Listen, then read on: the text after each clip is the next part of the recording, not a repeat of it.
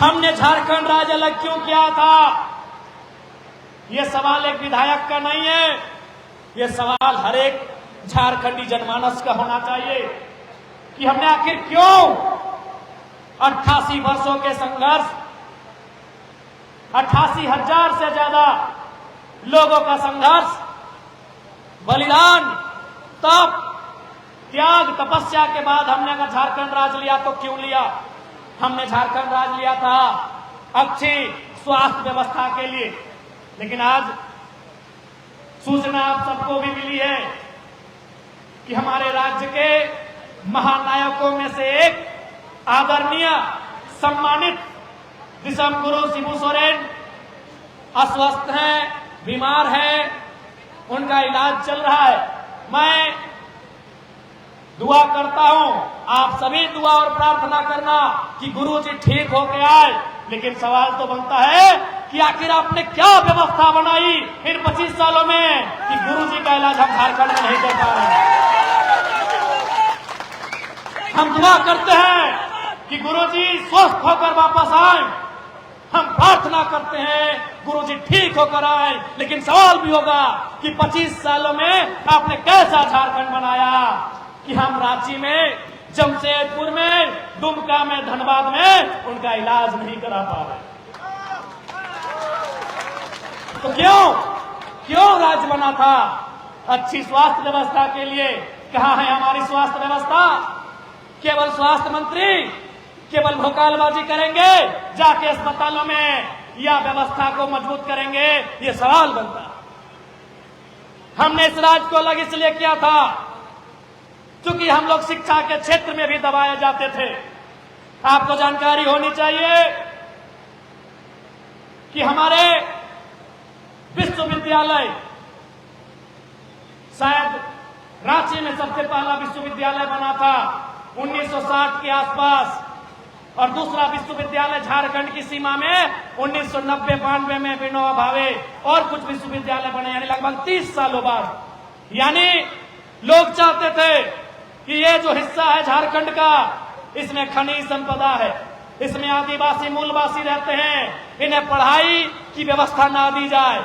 अगर सच में उनकी मंशा होती हमें पढ़ाने लिखाने की, तो दूसरा विश्वविद्यालय 1960 के बाद 1965-70 में बन जाना चाहिए था। लेकिन दूसरे विश्वविद्यालय के लिए हमने इंतजार किया, पूरे 32 साल इंतजार किया। क्यों? क्योंकि सबको मालूम था यहाँ खनिज संपदा है, ये लोग पढ़ेंगे, ये लोग चालाक होंगे, अपना हिस्सा मांगेंगे जो कि उनको देना मंजूर नहीं था, ये आप भी जानते। आज यहाँ के विश्वविद्यालयों, यहाँ के विद्यालयों, महाविद्यालयों की बात करें, चाहे वो जगन्नाथपुर का महाविद्यालय हो या मंझगांव का महाविद्यालय हो, आज जिस प्रकार से व्यवस्थाएं दी जा रही है, आने वाले दिन लगता है वहां स्टूडेंट की संख्या शून्य होकर ना रह जाए। यह स्थिति आज प्रधान की है। ये न आपसे छुपा है न हमसे छुपा है। हमारी स्वास्थ्य की हालत क्या है, ये गुरु जी के दिल्ली इलाज के साथ ही आपने जान लिया है। ये वित्त मंत्री राधा कृष्णन जी के दिल्ली में इलाज कराने के साथ ही आपने जान लिया है कि स्वास्थ्य की हालत क्या है। आज हमारे बच्चे पढ़ने लिखने के बाद हालत क्या होती है, ये आपको भी मालूम चल चुका है कि हमारी शिक्षा व्यवस्था क्या है। उसके बाद एक महत्वपूर्ण कड़ी आती है रोजगार की, और हमने यह उम्मीद भी किया था कि जब झारखंड राज्य अलग होगा, हमारे लोगों को अवसर मिलेगा, हमारे नौजवानों को, हमारी नौजुवतियों को अवसर मिलेगा, उन्हें झारखंड नाम के संस्थानों में, सेवाओं में अवसर मिलेगा। लेकिन आज आप बताइए, झारखंडियों के हिस्से में कितनी नौकरियां हैं और गैर झारखंडियों के हिस्से में झारखंड में कितनी नौकरियां हैं, ये आप बताइए। आपके सामने टाटा है, आपके सामने टिस्को है, आपके सामने टेल्को है, आपके सामने नवामुंडी है, आपके सामने जादूगोड़िया का यूरेनियम है, आपके सामने लावा गांव सरायकेला का सोना है, आपके सामने रोंगटा है। बताइए कितने झारखंड के लोग नियोजित हैं? बताइए। आज ये हर एक झारखंडी का सवाल होना चाहिए। ये केवल एक बागी तेवर रखने वाले, एक बगावती तेवर रखने वाले डुमरी विधायक जयराम महतो का सवाल नहीं, पूरे झारखंड का सवाल होना चाहिए कि हमारा रोजगार किसके पास है। जब हमने चुनाव का समय आया तो सरकार ने चालाकी के साथ हमारी मांगों को, हमारी बहनों को मैया सम्मान योजना के नाम का झुनझुना थमा दिया। मात्र 2500 रुपए। इसलिए आज कोल्हान के मुख्यालय से, सिंहभूम के मुख्यालय से डंके की चोट पर कहेंगे कि हमें भीख नहीं अधिकार चाहिए, हमें भीख नहीं अधिकार चाहिए, हर एक घर को रोजगार चाहिए और 2500 नहीं 25,000 चाहिए, 2500 नहीं 25,000 चाहिए। लेकिन आज क्या मिला इस राज्य को? आज आप बताइए। राज तो हमने लिया, लड़के लिया। यही सरकार के जो नेता, जब आंदोलन का टाइम था, नारा गूंजता था, मंचों से नेता कहते थे कैसे लिया झारखंड, नीचे से जनता कहती थी लड़ के लिया झारखंड, मर के लिया झारखंड, कट के लिया झारखंड। किसके लिए? आज ये सवाल होगा, किसके लिए झारखंड, किसके लिए झारखंड? आज ये सवाल होगा, किसके लिए झारखंड? अगर झारखंडियों के लिए झारखंड, तो फिर 64 में 40 डीएसपी प्रमोशन बिहारी कैसे हुए? आज ये सवाल होगा। पहले सवाल होता था, पहले नारा गूंजता था लड़ के लिया झारखंड, मर के लिया झारखंड, कट के लिया झारखंड। आज ये सवाल गूंजना चाहिए झारखंड के हर एक राजनीतिक मंचों में, गलियारों में, किसके लिए झारखंड? 64 में 40 डीएसपी का जो प्रमोशन, 64 डीएसपी का प्रमोशन हुआ है, जिनमें 40 डीएसपी हमारे पड़ोसी राज्य बिहार के हैं। क्या इसलिए झारखंड? क्या इसलिए झारखंड? ये जनता को जवाब मांगना चाहिए सरकार से, कि झारखंड की जनता को मांगना चाहिए जवाब सरकार से।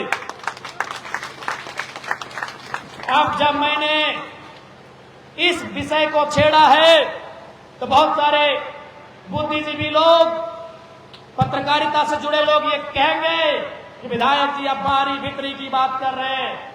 तो मैं आज स्पष्ट कहना चाहूंगा, तमाम जनता को कहूंगा, मीडिया हाउस के बुद्धिजीवी लोगों को कहूंगा, ये बाहरी भीतरी की लड़ाई नहीं है, ये छोटे भाई का तकलीफ, पीड़ा, दुख और दर्द है।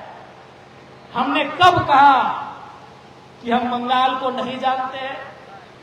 हमने कब कहा कि हम बिहार को नहीं मानते हैं? हमने कब कहा कि हम उड़ीसा को नहीं पहचानते हैं? हम बंगाल को भी जानते हैं, बिहार को भी मानते हैं, उड़ीसा को भी पहचानते हैं। वो तीनों हमारे बड़े भाई हैं। उड़ीसा 36 में बना, वो हमारा संजला भाई है, हमसे ऊपर वाला। बिहार 1912 में बना, वो हमारा मंझला भाई है। और बंगाल उससे पहले का, वो सबसे बड़ा भाई है। लेकिन मांग ये है कि जब चारों भाई में बंटवारा हो गया है, तो हमारे हिस्से में आपकी नजर का है? हमारे हिस्से में आपकी नजर का है?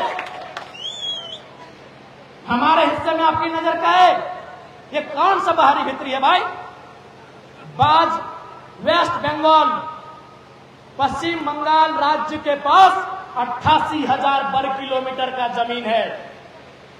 आज बिहार के पास 94,000 वर्ग किलोमीटर का जमीन है। आज उड़ीसा के पास 1,55,000 वर्ग किलोमीटर का जमीन है। सबसे कम झारखंड के पास 79,000 वर्ग किलोमीटर का जमीन है। तो हमारी जमीन खाली रहे, पड़ती रहे, आपको क्या मतलब? आप अपनी जमीन में कद्दू लगाओ, झींगा लगाओ, गाजर लगाओ, मुरई लगाओ, अरे पुदीना लगाओ, हमको क्या मतलब? आज वो लोग कहते हैं ना कि 12 बीघा में पुदीना बा। हमारे बड़े भाई बोलते हैं ना हमारे इधर उत्तर वाले बड़े भाई ये बोलते हैं ना कि 12 बीघा में पुदीना बा, अरे बाबा तो चटनी बना के खाओ पियो ना, हमारा कोयला बालू में काहे नजर डालते हैं? ये हमारा हिस्सा है। ये कौन सा बाहरी भित्री है भाई? This is our part. ये हमारा हिस्सा है, हमारा हिस्सा है, झारखंड का हिस्सा है। आप बताइए यहाँ कितने लोग बैठे हैं? जितने भी लोग बैठे हैं, क्या आपके कोई रिश्तेदार, आपको जानकारी है कि कलकत्ता में जाके जबरन 1 इंच जमीन कोई कब्जा किया है? क्या आपको जानकारी है कि पटना में जाके कोई जबरन 1 इंच जमीन कब्जा किया है झारखंड का आदमी? क्या आपको जानकारी है कि भुवनेश्वर में जाके झारखंड का कोई आदमी 1 इंच जबरन कब्जा किया है? नहीं ना। और चलिए जमशेदपुर, हम दिखाएंगे कलकत्ता, पटना और भुवनेश्वर वालों ने कितना कब्जा किया है। इस बात की लड़ाई है और हम लड़ेंगे। चलिए जमशेदपुर, मन हो तो चलिए रांची, धनबाद बोकारो का नाम मत लीजिए, वहां रोना पड़ेगा। धनबाद बोकारो का नाम मत लीजिएगा, वहां आंसू बहेगा। तो ये कैसे बाहरी भित्री का लड़ाई है भाई? 4 भाई थे, जवान हुए, शादी ब्याह हुआ, बड़ा हो गए, बांट लिए। आपको भी हिस्सा मिला पूरब में, किसी को मिला पश्चिम में, किसी को उत्तर में, किसी को दक्षिण में। तो रे भैया, आपको जो हिस्सा मिला उसमें खाओ, कमाओ ना। यही तो दर्द है, ये विरोध नहीं है। ये हमारी दर्द को समझिए, हमारे तकलीफ को समझिए कि आखिर हमने झारखंड राज्य क्यों लिया है। इसलिए कोई बाहरी भित्री की लड़ाई नहीं है। अभी बिहार में चुनाव हो रहा है, बिहार में चुनाव हो रहा है। जो लोग हमसे कहते हैं कि विधायक जी अब बाहरी भित्री की बात करते हैं, उनसे निवेदन करेंगे बिहार में जेएमएम को 1 सीट दिला के दिखा दीजिए। तो उनसे निवेदन करेंगे एनडीए से आजसू को 1 सीट दिला के दिखा दीजिए। तो और आइए झारखंड, आरजेडी से कोटे से मंत्री हैं, आरजेडी कोटे के विधायक है, जेडीयू कोटे के विधायक है, लोजपा कोटे के विधायक है। हमने बिहार को दिया, आप 1 विधायक दिला दीजिए, उसके बाद कहिएगा हम बाहरी भित्री करते हैं। अभी झारखंड में आरजेडी के 4, जेडीयू के 1, लोजपा के 1 विधायक है। आप जाइए जेएमएम और आजसू 2 क्षेत्रीय दल, एक इंडिया से, एक एनडीए से, 1 सीट दिलाइए। विधायक दूर की बात, विधायक जितना दूर की बात, 1 सीटवा दिला दीजिए और फिर आके हमसे कहिएगा हम बाहरी भित्री करते हैं। हमने आपको अपनी सरजमी में सब कुछ दिया, हमने आपको अपने घर में मान सम्मान दिया, आपने क्या दिया बताइए? इसलिए ये कोई गलत वे की लड़ाई नहीं है, ये ओरिजिनल लड़ाई है। आज अगर अपनी लड़ाई को ना समझे, आज अगर सरकार नियम ना बनाए, स्थानीय नीति ना बनाए, लैंड बैंक को वापस ना करे, विस्थापन नीति ना बनाए, तो आने वाले दिनों में जो दुर्गति टाटा जमशेदपुर में हुआ है, जो दुर्गति धनबाद और बोकारो के कोयला खदानों में हुआ है, जो दुर्गति रांची के शहरी क्षेत्र में हुआ है, एचईसी में हुआ है, वही दुर्गति झारखंड के हर एक ब्लॉक, हर एक पंचायत में झारखंडियों का होगा। इस बात को याद रखिएगा।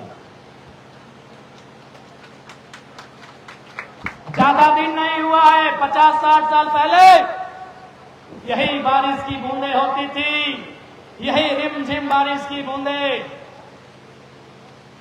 यही फसल खेतों का हरा हरा लहलहाता फसल उगाया जाता था। आज वहां चिमनियों का धुआं है, वो धुआं हम खा रहे हैं और रुपया कोई और खा रहा है। वो ज्यादा दिन पहले की बात नहीं है। आज कुंजू डैम आपके सामने है,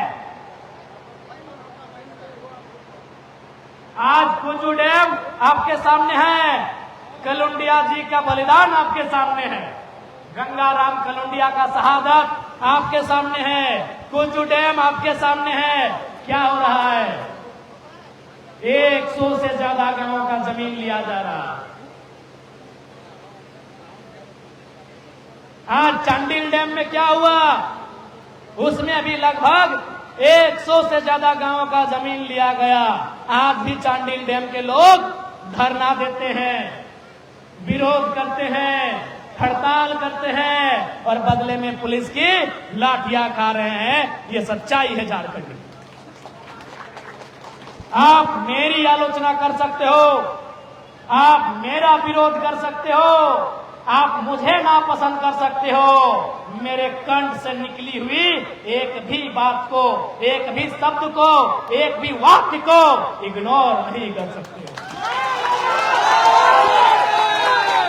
होगा आपका ताल्लुक भारतीय जनता पार्टी से, होगा आपका ताल्लुक कांग्रेस जमएमआजसू से, आप होंगे हमारे विरोधी, लेकिन अगर साहस है हमारे विचारों का विरोध करके दिखाइए तब मानिए। आज वास्तविकता है इस राज्य को समझने की, इस राज्य के लोगों को जानने की। ये वास्तविकता है कि आज हमारे साथ हुआ क्या और हो क्या रहा है। आज याद होगा सदन में हमने कहा था, नक्सली को लेकर हम अपना तर्क दे रहे थे। बीच में वो विदेश में पढ़ी लिखी आदिवासी मंत्री खड़ी हो गई कि आप ये क्या कहना चाहते हैं। हम बोले पहले सुनिए हम कहना क्या चाहते हैं। और आज भी अपनी बातों को दोहरा रहे हैं कि आज जिस प्रकार से लूट ब्लॉक में है, आज जिस प्रकार से लूट अंचल में है, आज जिस प्रकार से थाना, आज जिस प्रकार से ऑफिसर की मनमानी है, याद कीजिए वो दिन जब नक्सलियों का वर्चस्व था, ये लोग उनके डर से थर-थर कांपते थे। किसी बीडीओ सीओ का औकात नहीं था 1 रुपए घूस लेने का। कौन? मैं मानता हूं नक्सली गलत लोग है, मैं मानता हूं नक्सली असंवैधानिक है, मैं मानता हूं ये भी कि मैं नक्सली का समर्थन नहीं करता हूं, लेकिन सच्चाई आपको मानना होगा। क्योंकि मेरा घर पारसनाथ के ठीक सामने है, नक्सलियों का गढ़ कहा जाता था। जैसे आपके सारंडा को सच्चाई यह भी है कि नक्सलियों के डर से आम व्यक्ति से, आदिवासी गरीब किसान से ब्लॉक थाना में कोई 1 रुपया घूस नहीं लेता था। ये भी सच्चाई है। लेकिन आज क्या हुआ, यह आपसे नहीं छुपा है। आज बालू का लूट है, कोयला का लूट है, आज खनिज संपदा का लूट है। और यहाँ जिस प्रकार से अभी शिकायतें मिली हैं कि ट्रांसपोर्टिंग में कई नौजवानों, कई बच्चों का एक्सीडेंट में डेथ हो गया है। क्योंकि परिवहन मंत्री यहीं के हैं, मैं उन्हें संदेश देना चाहूंगा, कृपया इस मामले को संज्ञान लें कि जो अवैध रूप से ट्रांसपोर्टिंग हो रही है, जो लोगों की जान पे को जोखिम में रख के सड़कों पे गाड़ियां दौड़ा रहे हैं, उनको आप नियंत्रण में रखें। नहीं तो यही जनता सोचेगी कि मंत्री महोदय शायद इसमें आपका भी मिली भगत है।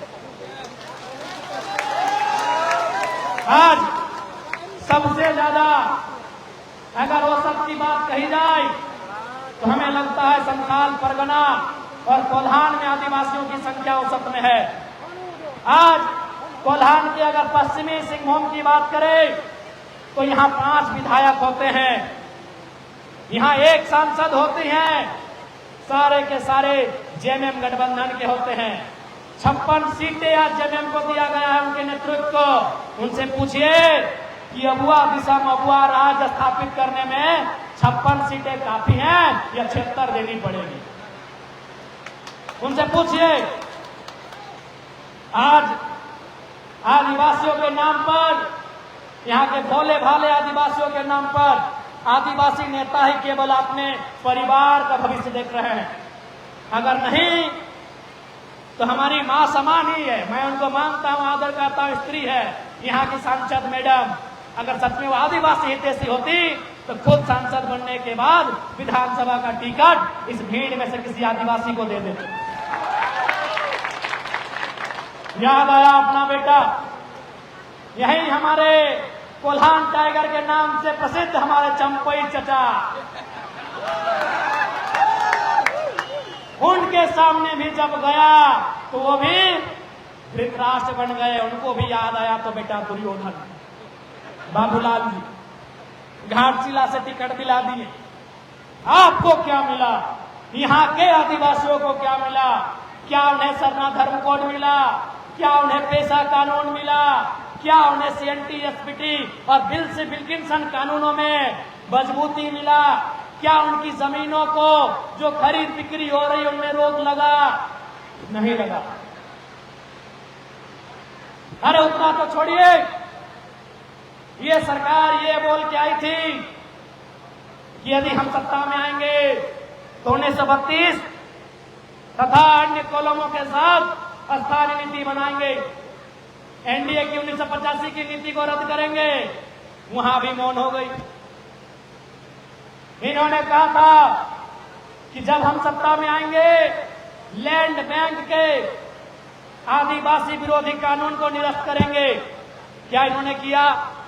तो आज मैं सरकार से मांग करता हूं कि स्थानीय नीति के साथ साथ एक अध्यादेश लाइए आगामी विधानसभा के सत्र में और लैंड बैंक को ध्वस्त करिए और जैसा उनका था रहे तो जो जोत तोड़ करते थे यह ग्राम सभा उनके अधीन रहे, इस बात को सुनिश्चित करना चाहिए। हमारी लड़ाई जैसा अंग्रेजों के काल में थी, हमारी लड़ाई जैसा भारत बनने के बाद 1947 से लेकर झारखंड बनने तक आज भी हमारी दशा वही है। हमने अंग्रेजों से लड़ा था, यानी ईस्ट इंडिया कंपनी से लड़ा था। आज अभी हमारे सामने वही कंपनियां हैं, बस उनका नाम बदल गया है। किसी का नाम टाटा हो गया है, किसी का नाम बीसीसीएल हो गया है, किसी का नाम सीसीएल हो गया है, तो किसी का नाम कुछ और हो गया है। आदिवासियों को जिस मंसूबे के साथ अंग्रेजों के कालखंड में यहाँ के जमीन, यहाँ के जंगल, यहाँ का खनिज लूटा जाता था, आज भी वही दशा है। आज भी हमें हमारे घरों से खनन के नाम में बेघर किया जा रहा है। यदि आपको अब भी लगे हम झूठ बोल रहे हैं तो यही बगल में जादूगोड़ा चीख चीख के इस बात की गवाही दे रहा है। आज भी आदिवासियों के साथ वही व्यवहार है। मैंने एक पुस्तक पढ़ा है, उस पुस्तक का नाम है सलाम बस्तर, अंग्रेजी में हेलो बस्तर। राहुल नामक राइटर ने लिखा है, वो हिंदी में भी है अंग्रेजी में भी है। उस पुस्तक में बीच में कहीं एक बड़ी गहरी लाइन लिखी है कि ये लोग आदिवासियों की जमीन को कॉमन जमीन मानते हैं। ये पूंजीवादी सोच की सरकारें, ये सामंतवादी सोच की सरकारें, ये महाजनी सोच की सरकारें, ये गांधी के विपरीत के सोच की सरकारें आदिवासी की जमीन को कॉमन जमीन मानते हैं। इनका मानना है कि आदिवासी तो जंगली होते हैं, इसलिए आज भी जादूगोड़ा उसका ज्वलंत उदाहरण है कि आज वो गांव पूरी तरह से चीख रहा है, कराह रहा है, बिलख रहा है, रो रहा है, लेकिन किसी का दया नहीं है कि उस गांव को, उस गांव के लोगों को वहां से विस्थापित किया जाए। विकास का कोई विरोधी नहीं है, खनन का कोई विरोधी नहीं है, विस्थापन होना चाहिए। जमीन के बदले जमीन मिलना चाहिए। उस परिवारों को, उन गांवों को वह सुविधा मिलनी चाहिए जो सुविधा उनके गांवों में कभी थी। आपके सामने है जादूगोड़ा की कहानी। हमें तो एक वाकया याद आया, जब विधानसभा में मैंने जादूगोड़ा का विषय को उठाया, एक मीडिया बंधु ने हमें फोन किया, विधायक जी सचेत रहिएगा, कुछ लोग अब आपके पीछे लगेंगे। क्यों? ना आपने जादूगोड़ा के मुद्दे को छू दिया। अरे भाई, कोई मर रहा है और हम इसको छूने से डरेंगे? आपके सामने चीख रहा है जादूगोड़ा। जमीन हमारी, गांव हमारा, और आज यूरेनियम खनन के नाम पर उस गांव को, आसपास के गांवों को बर्बाद कर दिया गया है। वहां की आधी महिलाएं मां नहीं बन सकती हैं, आधी महिलाएं। कोई अपंग पैदा हो रहा है, कोई आंख से, कोई कान से, कोई पांव से, कोई हाथ से बीमार होकर पैदा हो रहा है। ये स्थिति है जादूगोड़ा की। इसलिए तो मैंने सवाल किया, क्यों झारखंड, किसके लिए झारखंड, क्यों ये बलिदान, क्यों ये संघर्ष, किस दिन के लिए झारखंड? लोग ये कहते हैं कि जादूगोड़ा का यूरेनियम परमाणु बम में काम आता है। जी नहीं, वह केवल और केवल ऊर्जा के लिए काम आता है। इस यूरेनियम से परमाणु बम भी नहीं बनता है, आप लोग जान लीजिए। बहुत लोग आपको ये ठीक है, ऊर्जा का बनना भी आवश्यक है, लेकिन हमारे कब्र पे नहीं, हमारी लाशों के ढेर पे नहीं, हमारी सिसकियों के बीच नहीं, हमारी आंसुओं के बीच नहीं, हमें विस्थापित करके बनना चाहिए, उसका स्वागत है। इसलिए आज झारखंड के जनमानस को सोचना होगा कि आज इस राज्य की दशा क्या होनी चाहिए, इस राज्य की दिशा क्या होनी चाहिए, ये झारखंड के जनमानस को सोचना चाहिए। यही नेता, यही कल्पना जी बहुत बड़ी बड़ी बातें इन्होंने किया सभी मंचों में। हमारी बहन लोग को भी लगा कि कल्पना जी भी एक महिला है, उनसे जुड़ गई, आज वो दिख नहीं रही है, बस विधानसभा के कार्यक्रम में दिखती है और उस दिन अच्छा से जाती हैं जब उनका भाषण होता है, क्योंकि कैमरा में आना हमने नोटिस किया। आज माननीय मुख्यमंत्री, अभी देखिए बड़ा बड़ा होर्डिंग बगल में लगा होगा कि शराब नहीं पीना है, नशा को नो, सिगरेट को नो, अफीम को नो, और गांव गांव में दारू बांटने का प्लान शुरू है। यानी इसका मतलब क्या है कि सरकार हम लोगों को मूर्ख समझता है। अभी देखिए दीदी, करोड़ों का पोस्टर बनाए हैं मुख्यमंत्री जी और बिल्कुल रेमनी मार के अपना फोटो को एकदम सुंदर एडिट करके एकदम की मस्त मस्त दाढ़ी और बड़ा फोटो, और क्या लिखे हैं कि स्मोकिंग को नो बोलिए, दारू को नो बोलिए, अफीम की खेती को नो बोलिए, और वही सरकार दारू की योजना को गांव गांव में शिफ्ट कर रहे हैं। जनता अगर अफीम की खेती लगाए वो नक्सली और सरकार दारू बेचे तो ये दोहरा चरित्र है हमारी सरकार का। आप पढ़े लिखे उनके चरित्र को जानिए।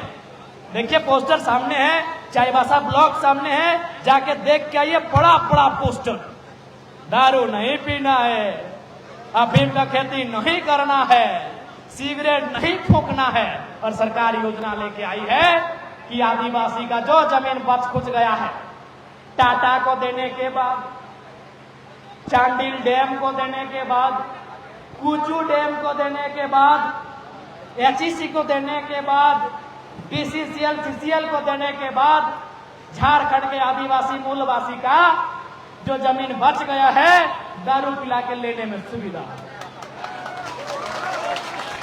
आप भले ना बोलिए, आप भले कुछ हो बोलिए, हम धनबाद बोकारो से आते हैं, हमारी आधी जमीन दारू पिला के लिया है, ये भी सच्चाई है। तो सरकार भी वही करेगी। ऐसे भी हम लोग गरीब लोग हैं, ऐसे भी हम लोग गरीब लोग हैं, पढ़ने को सुविधा नहीं, बीमार हो जाएंगे तो सीधे मरिए जाएंगे, बीमार हो गए तो सीधे मरिए जाएंगे। तब क्या करेंगे? पढ़ना है तो खेत बेचिए, इलाज कराना तो खेत बेचिए, बेटी का बिहार करना है तो खेत बेचिए, और उसके बाद भी बच गया तो दारू पिला के खरीद लीजिए। यही है सरकार की सॉलिड योजना। उसके बाद अगर कुछ आपको दिखा इस सरकार में विजन तो बताइए। इस सरकार में अगर आपको कोई विजन दिखा तो बताइए। दीदी लोग को भुलाने के लिए 2500 लाए थे, वो भी टाइम टाइम फीस है अभी। हाँ, बंगाल का कितना दीदी लोग भरवा ली है, बंगाल से देखा झारखंड सरकार दे रहा है 2500 टका, बंगाल से आके यहाँ 94-95 वो दिन सामने कहां भर दिया। तो इसलिए आज जनता को सवाल करना होगा, जनता को सत्ता से सवाल करना होगा, चूंकि लोकतांत्रिक देश है और लोकतांत्रिक देश आर्टिकल 19 जो हमारा संविधान में इंगित मौलिक अधिकार है वो हमें सवाल करने के लिए कहता है। सवाल करिए, सवाल जितना करेगा उतना बवाल होगा। आप सवाल ही नहीं करते हैं, बवाल ही नहीं होता।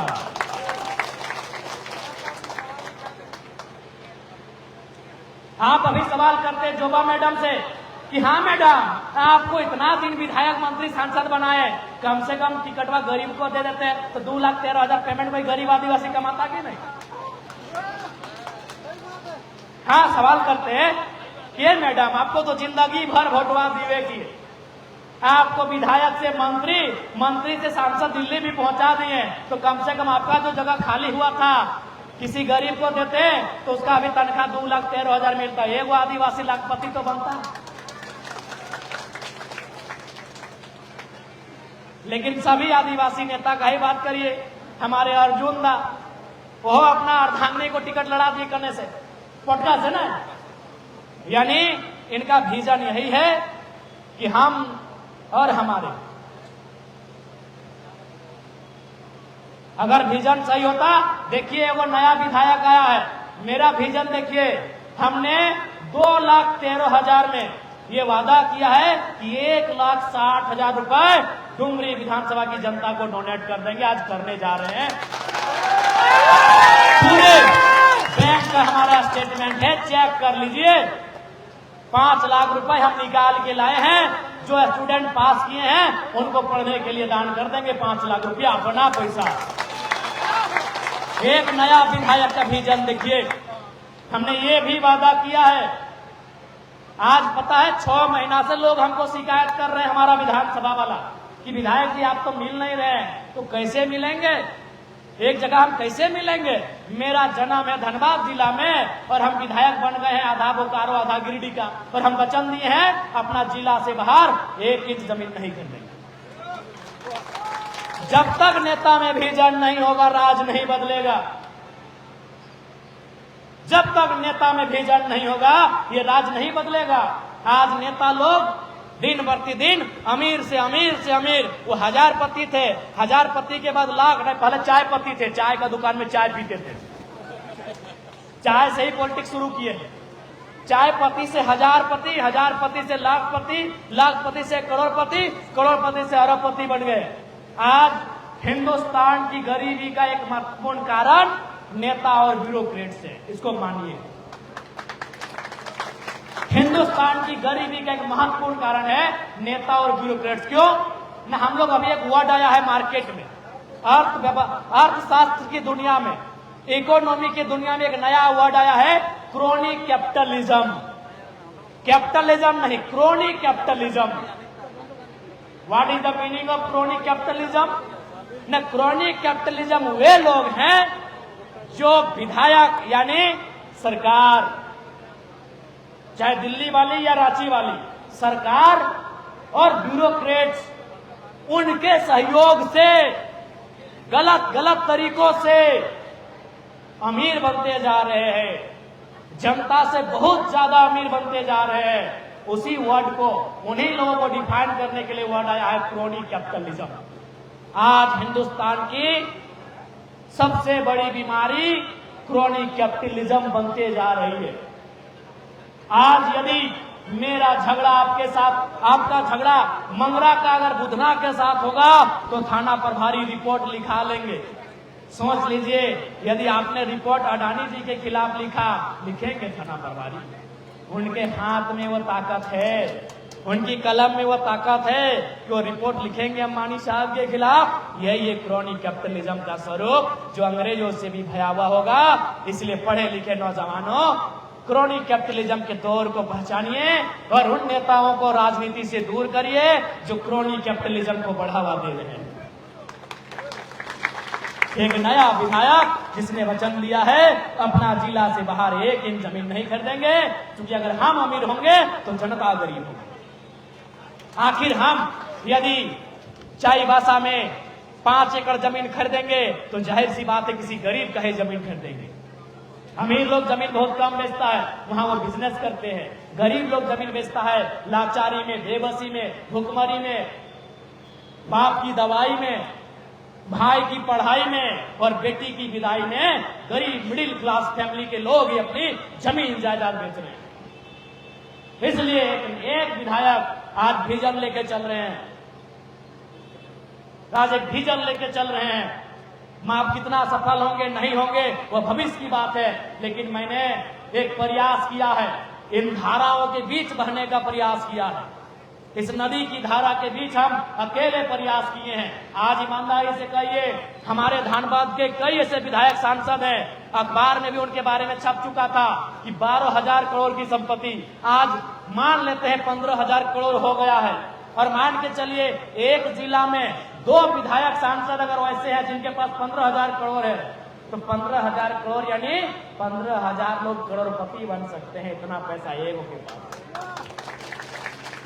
जब तक नेता अपने भाईजान को नहीं बदलेंगे, जनता उसी प्रकार 5 किलो के चावल में, जनता 5 किलो के चावल में और 2,500 के मैया सम्मान में ही खुश हो जाएगी, बहुत खुश हो जाएगी।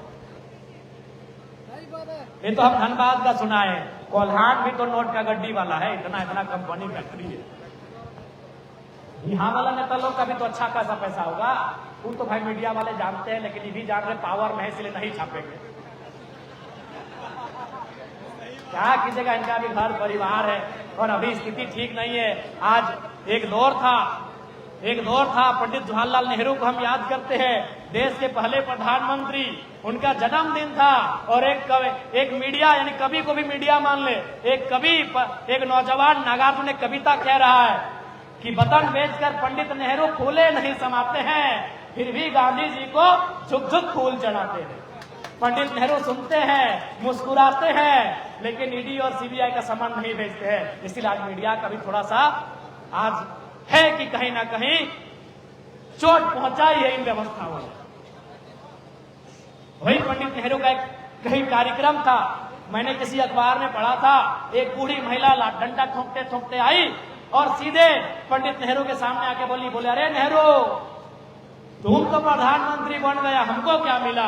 तो बड़ी विनम्रता के साथ नेहरू जी ने कहा कि माँ जी, इस लोकतंत्र में आपको इतना मिला कि आप देश के प्रधानमंत्री के नाम के आगे ना श्री लगा रहे, ना लास्ट में जी, आप रे नेहरू कहा के बुला रहे, ये आपको अधिकार मिला।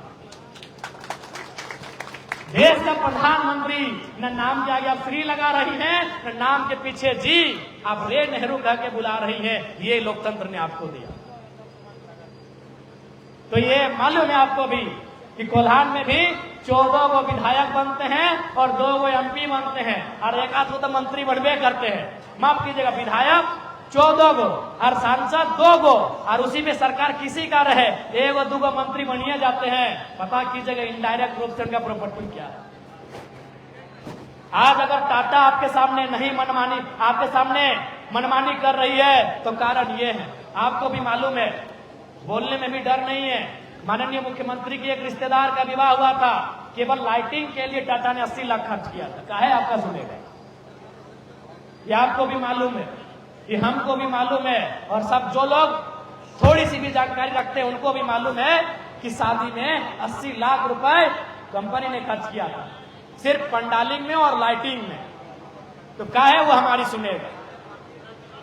आज अनुमान मान के चलिए, आज पेशा कानून की बात हो रही है, पेशा कानून लागू करने की बात हो रही है, तो पेशा में क्या होगा, बालू पे गांव का अधिकार होगा, खनिज पे गांव का अधिकार होगा। एक बात बताइए, अगर बालू, खनिज, कोयला, बालू, ढेका, पत्थर अगर गांव के लोग का होगा, तो इन लोग जो चुनाव 10 करोड़ 50 करोड़ में लेके आया है जटा बप्पा लोग से कैसे भरपाई करेगा। सोचना होगा आपको, दोनों पहलू कारण को भी सोचना होगा कि भाई बालू कोयला मेरा, खनिज मेरा, निर्णय लेना मेरा, तो फिर उनका क्या बचेगा जिन्होंने चुनाव में खर्चा किया है। और आपको भी मालूम है, सब जरा माता थोड़ी है कि अपना खा के वोट दिया है। नहीं, अभी तक हम बिना पैसा का चुनाव जीते हैं। आगे क्या होगा नहीं होगा वो भविष्य की बात है, आगे हम कितने ईमानदार रहेंगे नहीं रहेंगे वो भविष्य की बात है। लेकिन अभी तो ये सच्चाई है कि हमने लोकसभा का चुनाव और विधानसभा का चुनाव, अपना दोनों चुनाव हमने किसी प्रकार का कोई फंडिंग नहीं किया। आज भी हमें लगता है, आज भी कई घरों में आलू प्याज भरा हुआ था चंदा करके। हम बोले कि नहीं, आप विधायक बनेंगे, इसको रख लीजिए, अब अगला 29 में देखेंगे। तो आज उन चीजों को जनता को समझना होगा, जनता को सवाल करना होगा। जनता सवाल नहीं करती है, इसलिए बवाल नहीं होता है। इस राज्य में उथल पुथल तभी होगा जब जनता जागरूक होगी, जब जनता अपने मत को लेकर जागरूक होगी। इसलिए आज कोल्हान वासियों आपसे निवेदन होगा, ये धरती वीरों की है। अगर इधर पोटो हो का बलिदान दिखता है, इधर बागुन सुमरई का योगदान दिखता है, तो उधर रघुनाथ महतो और निर्मल का वो उबलता हुआ खून भी आपको महसूस होता है। ये कोल्हान वीरों की धरती। अंग्रेजों को भी हमने छठी का दूध याद दिलाया है। ये कोल्हान की धरती है ना, जब जब वहां घुसे हैं लात मुंह की खाए हैं। इसलिए आज आपको अपनी परंपरा को, अपने इतिहास को याद रखना होगा।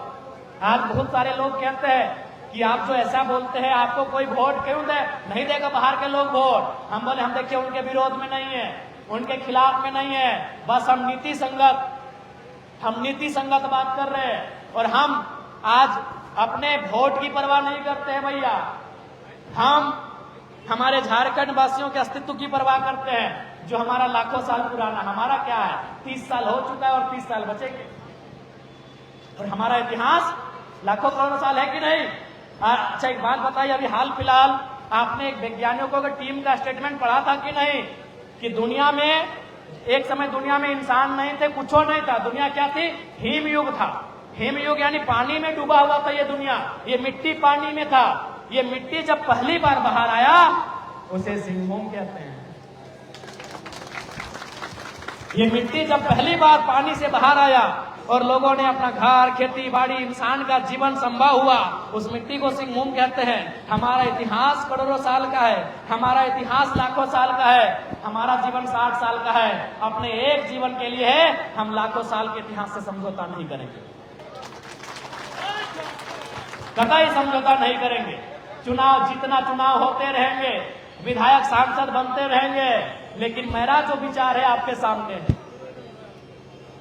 अब झारखंड की जनता को, कुल्हान की जनता को तय करना है कि इस राज्य के नेताओं का चयन कैसा होगा, क्योंकि नेता ही सब कुछ करने वाले हैं। इसलिए आज आपसे हमारा ये करवत प्रार्थना है। और बहुत अच्छा महसूस हो रहा है कि चाईबासा की धरती में आज जो बारिश के बूंदों के बीच जो आज हमें ये प्यार दे रहे हैं, माननीय मुख्यमंत्री घबरा गए होंगे कि चाईबासा टाइगर का एंट्री कैसे हुआ।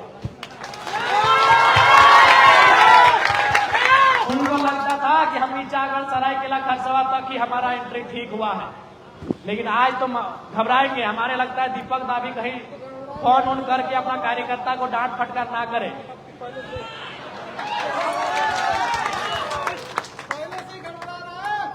इसलिए आज जनता को नेतृत्व चुनना होगा।